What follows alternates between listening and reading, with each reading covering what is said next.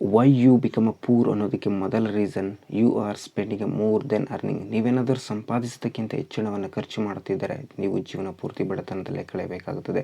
ಬರುವ ಸಂಬಳವನ್ನೆಲ್ಲ ಬೇರೆ ಬೇರೆ ಕೆಲಸಗಳಿಗೆ ಖರ್ಚು ಮಾಡ್ತಾ ಗೆಳೆಯರ ಜೊತೆ ಸೇರಿ ಹಣವನ್ನು ಪಾರ್ಟಿ ಟ್ರಿಪ್ ಅಂತ ಕಳೆಯುತ್ತಿದ್ದರೆ ನಿಮ್ಮ ಈ ಸದ್ಯದ ಜೀವನ ತುಂಬ ಸಂತೋಷವಾಗಿರಬಹುದು, ಆದರೆ ಮುಂದೆ ತುಂಬ ಕಷ್ಟ.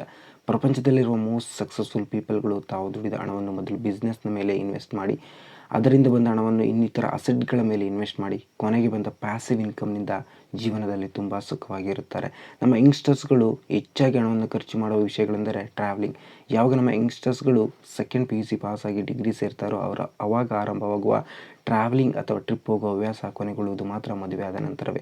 ವೀಕೆಂಡ್ ಬಂದರೆ ಸಾಕು, ಈ ವಾರ ಯಾವ ಪ್ಲೇಸ್ಗೆ ಟ್ರಿಪ್ ಹೋಗೋಣ ಅನ್ನೋದರ ಬಗ್ಗೆ ಚರ್ಚಿಸಿದ ಅರ್ಧದಷ್ಟು ಸಮಯವನ್ನು how to make a side income ಅನ್ನೋದರ ಬಗ್ಗೆ ಚರ್ಚಿಸಿದರೆ ನಿಮ್ಮ ಈ ಫೈನಾನ್ಷಿಯಲ್ ಪ್ರಾಬ್ಲಮ್ಗಳು ಎಷ್ಟೋ ಇಲ್ಲದಂತಾಗುತ್ತಿದ್ದವು. ವರ್ಕ್ ರಿಫ್ರೆಶ್ಮೆಂಟ್ ಮತ್ತು ಕೆಲವೊಂದು ಕೆಟ್ಟ ಸನ್ನಿವೇಶಗಳನ್ನು ಮರೆಯಲು ಅಥವಾ ಫ್ರೆಂಡ್ಸ್ಗಳ ಜೊತೆ ಬೇರೆ ಬೇರೆ ಸ್ಥಳಗಳಿಗೆ ಟ್ರಿಪ್ ಹೋಗುವುದು ತುಂಬ ಮುಖ್ಯ. ಆದರೆ ನಿಮ್ಮ ಈ ಟ್ರಿಪ್ಗಳು ನಿಮ್ಮ ಹಣಕಾಸು ಸಮಸ್ಯೆಗೆ ದಾರಿಯಾಗಬಾರದಷ್ಟೇ.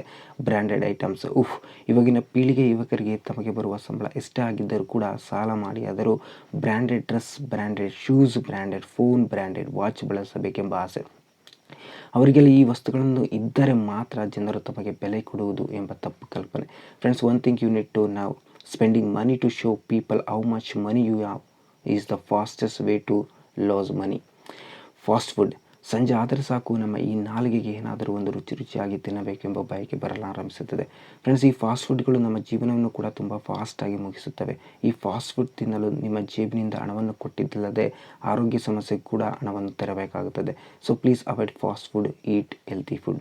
On girlfriend is the one of the most dangerous trap. ನಮ್ಮ ಯುವಜನತೆ ಗರ್ಲ್ಫ್ರೆಂಡ್ಗೆ ಖರ್ಚು ಮಾಡಿದಷ್ಟು ಹಣವನ್ನು ಬಳಸಿಕೊಂಡು ಒಂದು ಸಣ್ಣ ಬಿಸ್ನೆಸ್ ಆರಂಭಿಸಬಹುದು.